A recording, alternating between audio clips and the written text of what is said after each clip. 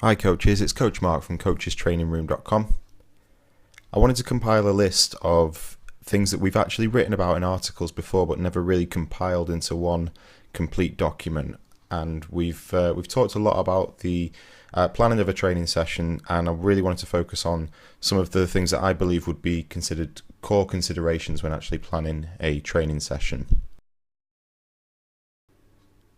So I've just highlighted a couple of things here for every coach to consider when you're, firstly, we're going to go from the design stage of your session right the way through to the actual implementation, and then how it falls into your long-term development plan. So we're going to highlight a couple of red sections here, which are the session fundamentals, and these are the core elements. Every session would need these building blocks. We're going to look at some amber representations here for responsiveness and adaptability as a coach. And finally, some green for coaching decisions, prior planning, and obviously planning going forward from that point. So here we have a little visual of what we're going to be looking at. So the red sections there are the structure of the session, which is wants to be in keeping with your coaching pattern. We've got a couple of things that we think are key components for every session, but really it does have to fit in with your own coaching style and your own coaching mantra. We've got the topic, which must remain consistent. We've got the engagement, which we'll get into, in the variables, and also I'll elaborate on these two green boxes just at the bottom here in just a second.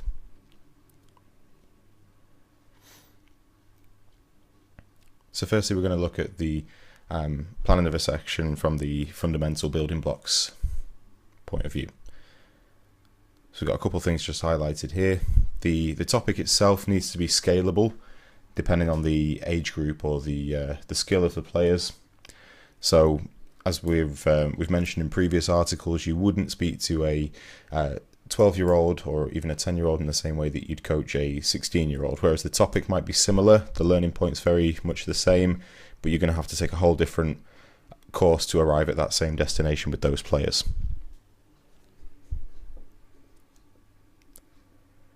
As a coach, you're going to have to factor in these incremental difficulty increases to keep players challenged and engaged.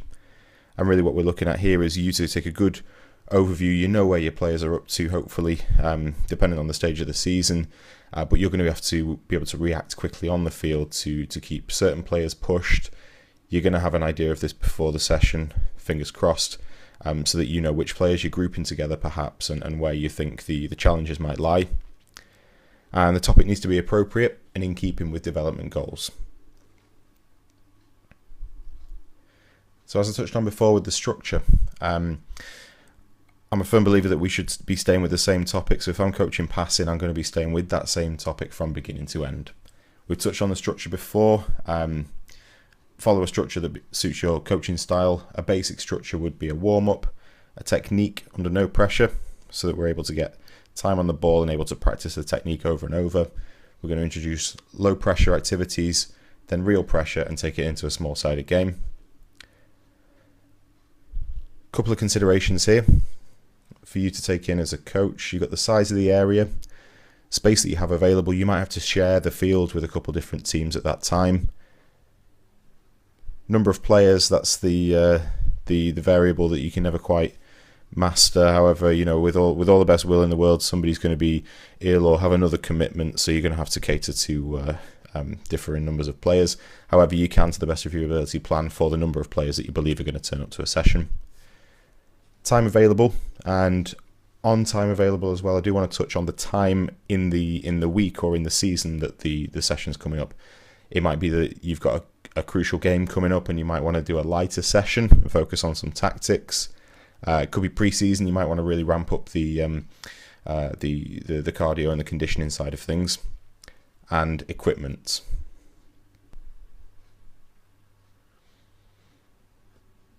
Now, I highlighted these sections actually when I was when I started. I said I was going to elaborate on these nearer the time. So the session plan type that you're going to be looking at here, there's two key types here. We've got proactive and reactive. Now, in an ideal world, I always want to be proactive. So I'm planning for the I'm planning with a purpose here. So I've got my seasonal plan in mind that I've come up with at the start of the season. I've got the next game in mind in terms of a short-term development plan. But really, I'm forward focused at this point. I'm not trying to react to anything that I'm seeing. I'm thinking ahead, and I've got my own plan in mind. I'm focusing on creating my own team style of play. As I mentioned there, the implementation of a seasonal plan and following the structure of a longer term development plan. So if you've got this group of players for the next 12 months, and hopefully that's going to continue, that you've got the time available to implement something, some long term goals. Again, there's shorter goals that can come into that as well. So a short-term development plan. If you've noticed that if you want your team to play a certain way, you might want to play a really attractive passing style of football, and that they need to work on their control initially. That could be one of your short-term goals. And of course, a really, really short-term goal will be training in preparation for the next game. Your opponents, you've maybe played them before, and you can kind of tailor your sessions to kind of go against what you want them to play like in that game. A reactive session would be planning based on what you've seen. So it could be the last game's result, which highlighted a potential imbalance or a weakness in the team. I've just given an example here. A series of late goals conceded might highlight a need to focus on conditioning. Players are tired late on in the game, they're just losing concentration and they're conceding late goals. That could be one reactive area that's one reaction, that's one response to for thinking about in your sessions.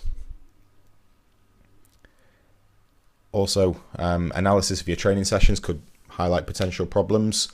If you find that you might do a defending session, it might go really, really well, but you notice that off the back of that, players, when they were under that sort of pressure, weren't able to shoot on target, or they were panicking in the final moments, then that you might need to work a little bit more on your strikers, on their composure in front of goal.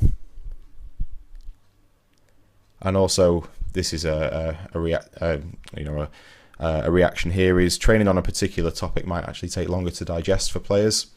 So you would have to adjust your long or short-term development plan to make sure that the topic is learned in the fashion that is, the players are able to digest that information in the time that they're able to.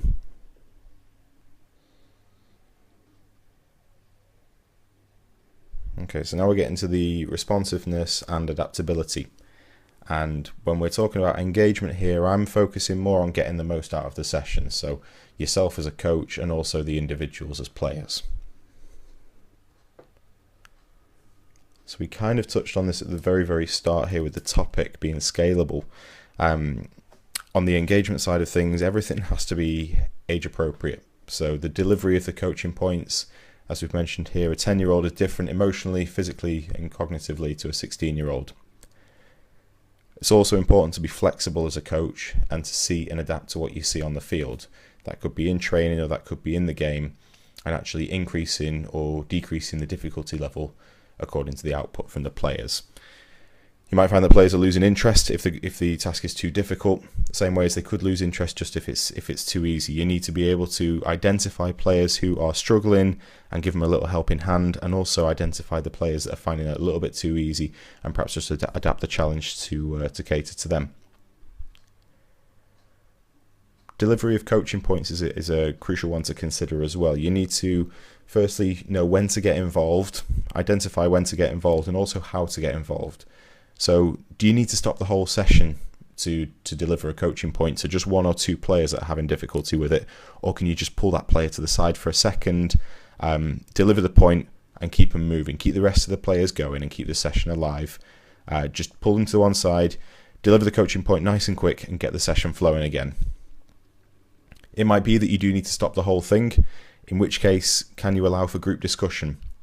I've given an example here. So I've just lost the ball. Why did that happen?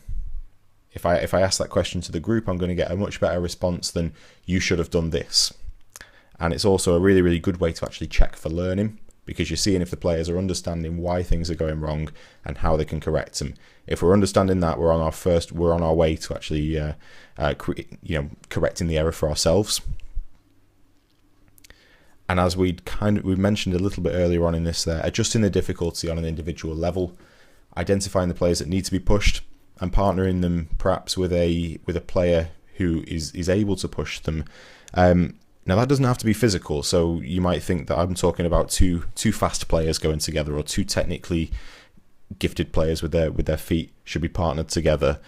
I might be looking at this on a different scale and actually switching this slightly. So I might have a player who's very, very good with their feet, and I might also have a player who's perhaps a little slower but very, very determined.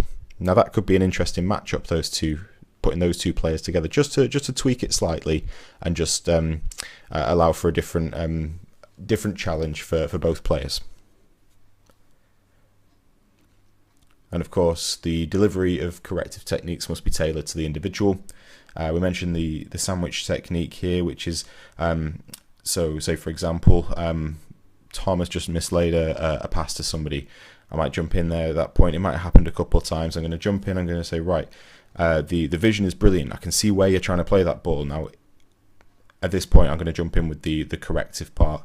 Now, if you just if you're pointing the toes towards the direction that you want to go, you're going to get a much more accurate pass to the player. Okay, and it's that kind of delivery. So I'm not just going in there, you need to be doing this. I'm building them up, I'm giving them a compliment, and then I'm correcting them. It's going to be much better received from players. Equally, again, on the tailoring of the delivery to the individual, you might get players who just need you to step in and say, you know how to do this, remember how to do this, just take it back for a second, think about it, and play that pass again, and they'll take it on board. Whereas some people might need an arm around the shoulder in these situations.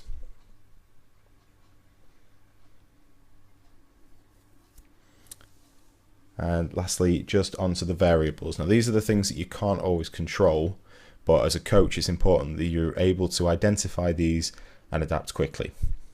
So we touched on it at the start. Number of players is the one thing that you'll never ever guarantee. Okay, with all the best will in the world, things are going to happen. Life's going to get in the way. Parents can't get players to sessions.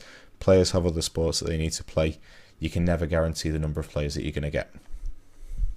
So we just put here 12 is the magic number, because 12 you can have players playing as individuals. You can have them in 2s, 3s, 4s, 6s, and then you can have the full group of 12. So you can have any combination of the above there. If fewer players show up, is your practice still able to run effectively? If you're doing pair work, are you able to cater to the occasional odd number in there?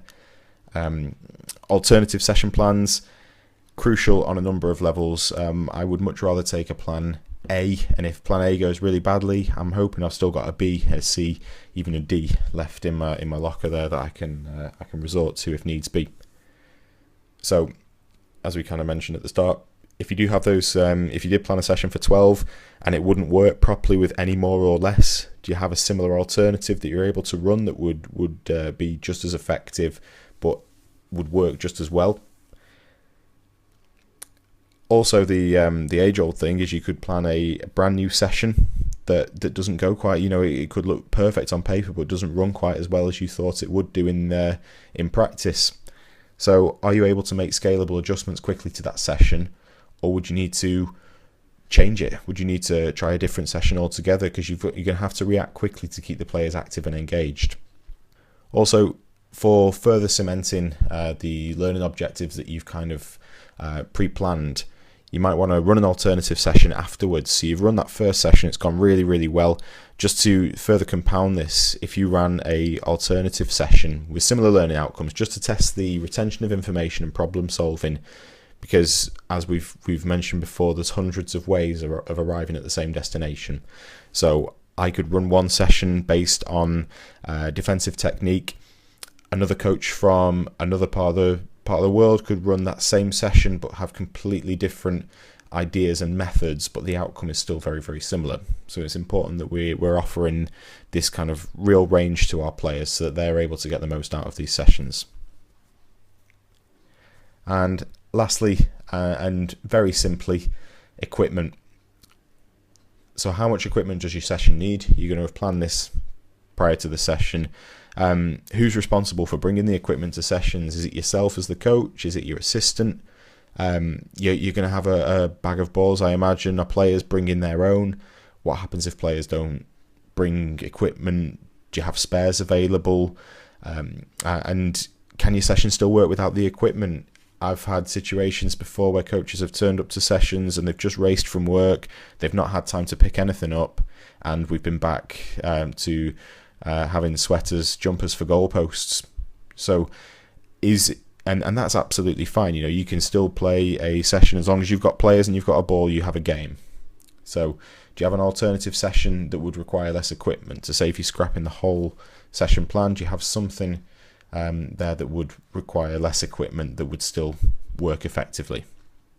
Okay, so that is everything. They're the things that we feel are the core considerations for planning a training session.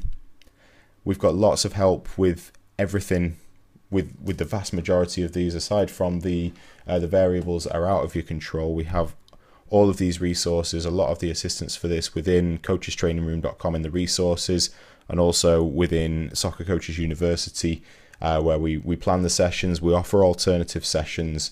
We offer the scalable topics, incremental difficulty increases, and really just kind of focus on the learning outcomes and just offer you as much support as we can as coaches going forward.